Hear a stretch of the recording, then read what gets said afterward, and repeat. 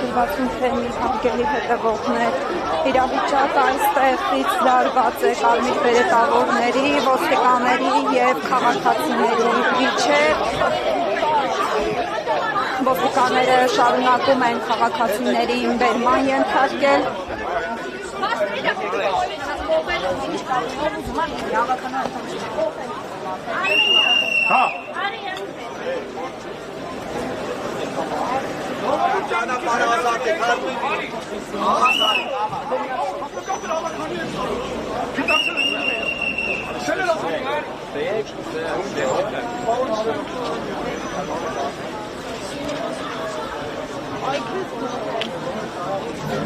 Ոստիկանները բերման ենթարկեցին